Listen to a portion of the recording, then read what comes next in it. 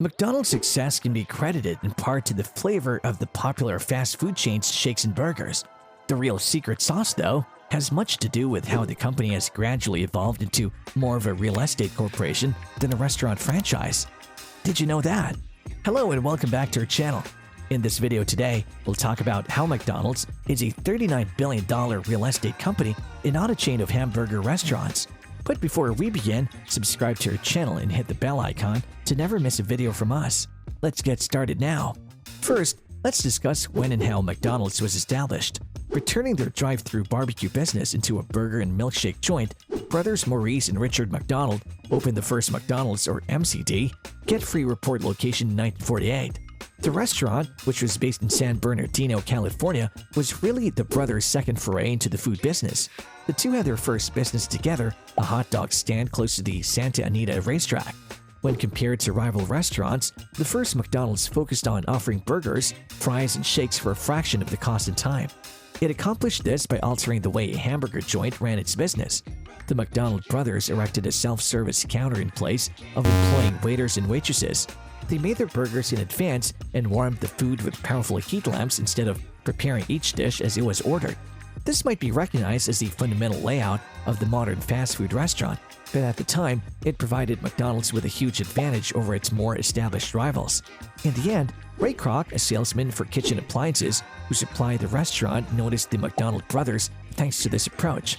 Although the brothers had already licensed a small number of franchise restaurants in Arizona and California at the time, Kroc was so impressed by their business strategy that he purchased the rights to start franchising McDonald's stores all over the country. In Des Plaines, Illinois, Kroc launched his first franchise restaurant in 1955, shortly after founding the McDonald's Corporation.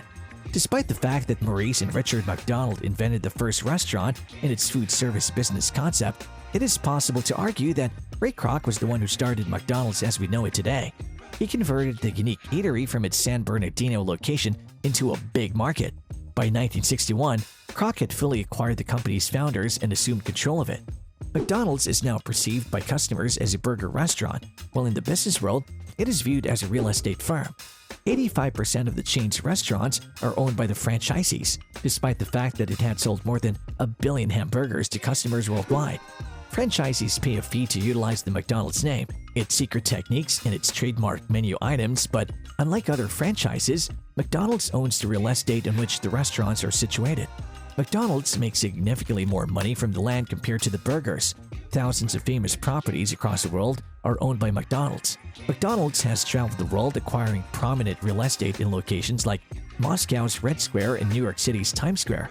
Franchisees give McDonald's a percentage of their food sales, but the company makes a significantly bigger share of its money from the rent it pays on its real estate. In contrast to Times Square rent, a Big Mac is affordable. Although McDonald's continues to take a percentage of the sales from its franchisees, the leases on the nearly 33,000 franchisee-owned restaurants provide a significantly larger revenue stream. Let's now examine the McDonald's timeline. That McDonald's has such a short modern history is perhaps one of the most impressive aspects of its corporate history. McDonald's worked to establish its brand and business strategy during the initial decades of operation. It has since discovered a strategy that is effective. The company's recent past is interesting, especially considering how few remarkable things there were at the time. For nearly 70 years, McDonald's has maintained its rapid expansion, and despite experiencing both customer growth and decline, a steady stream of new restaurants has been added. McDonald's philosophy can be summed up as, if it ain't broke, don't repair it, to a degree that few other companies can match. The McDonald brothers entered the food service industry in 1937 when they opened their hot dog stand. The first McDonald's restaurant in the world debuted in San Bernardino, California in 1940 with the opening of their barbecue joint. They may have sold barbecue rib sandwiches, but there is no contemporary material to support this. The McDonald brothers are credited with creating the contemporary fast food service concept in 1948 when they converted their eatery into a hamburger and milkshake joint. Later in their memoirs, the brothers would give Henry Ford credit for their method, claiming that they had based their eatery on one of his Detroit assembly lines. The first McDonald's franchise restaurant opened in Phoenix in 1953. Maurice and Richard McDonald did open a number of restaurants throughout Arizona and California during the early years of the business, despite not making it their primary focus. In 1954, Ray Kroc, a traveling salesman for appliances, stops by the McDonald's restaurant to find out why a little hamburger joint needs so many milkshake machines. He purchases the national franchise rights to McDonald's restaurants. In 1955, Ray Kroc established his first franchise restaurant in Des Plaines, Illinois, which is also regarded as the birthplace of the present McDonald's Corporation. In 1956, Kroc and Harry Sonnenborn devised a business plan that gave McDonald's ownership of the land on which its franchisees built their restaurants. This approach is still in use today and is frequently regarded as one of the most important financial choices the business has ever made. Sonnenborn was appointed the first CEO of McDonald's firm by Kroc in 1959. 1961, Kroc pays the McDonald brothers $2.6 million, about $22.3 million in 2019 equivalent, to acquire their business. The brothers have changed the name of their original eatery to Big M. Later, Kroc established a rival McDonald's close by, which eventually forced both of them and the original McDonald's out of business by the end of the decade. The Golden Arches and Ronald McDonald are two of McDonald's most known emblems, which were introduced in 1962-63. McDonald's introduced its public stock in 1965. 1967, Kroc forces Sonnenborn out and appoints himself CEO. In the meantime, Canada welcomes the first foreign McDonald's location. The first Ronald McDonald House opened its doors in 1974. Kroc died in 1984. McDonald's opened a restaurant in Moscow's Pushkin Square in 1990. This is seen as a pivotal occasion in the end of the Cold War because of the cultural significance of the restaurant. On the first day, the restaurant served more than 30,000 Russian customers, according to its website. McDonald's first effort to operate a coffee shop, the McCafe, opened in Australia in 1993. McDonald's entered a period of rapid expansion in 1996.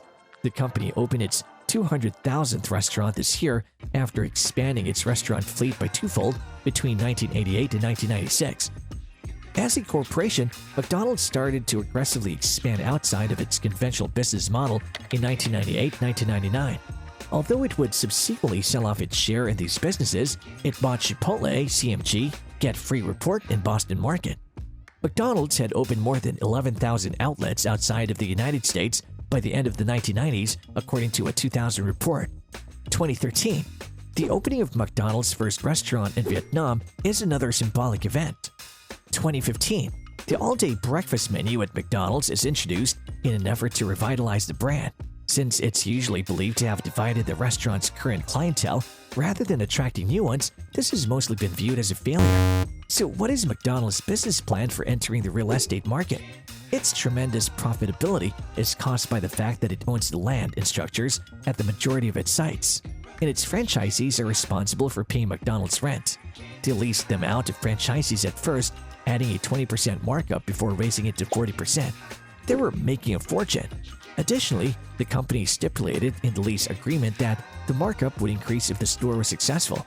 McDonald's became unbeatable because the franchisee paid the lease markup or 5% of sales, whichever was higher. McDonald's real estate business continued to prosper as the chain kept growing. By 1988, they had grown both domestically and globally, opening 10,000 stores. McDonald's opened a new location every 5 hours by the year 2000, when they had 35,000 locations spread across more than 100 countries. Today's McDonald's. A number of fast food chains have been singled out by the labor movement in recent years for their recruiting and business methods, including McDonald's. McDonald's outlets have repeatedly been hit by strikes organized by the Service Employees International Union against fast food chains around the nation. To raise the federal minimum wage to $15 per hour, this campaign was later dubbed the Fight for $15. McDonald's has not taken a strongly held position on the matter, although it has gradually started installing automated ordering kiosks at certain of its outlets. The artificial intelligence firm Apprente was then purchased in 2019. This purchase is typically interpreted as an indication that McDonald's plans to increase its emphasis on a low employee, high technology, and self-service business model to reduce costs. This wouldn't be anything new, given that the McDonald brothers began their hamburger restaurant by letting all 20 of their waitresses go in favor of self-service, which allowed them to sell hamburgers for only 15 cents each. So even if people stopped eating hamburgers tomorrow, McDonald's would still be around because of its enormous real estate holdings. In this manner, an effective company model is created. What else could be used as a lesson if not this story? And that's all for this video. Let us know in the comment section how you found it. If you enjoyed watching this video, then please like, share, and subscribe to our channel so that you can watch more of these videos regularly. See you next time.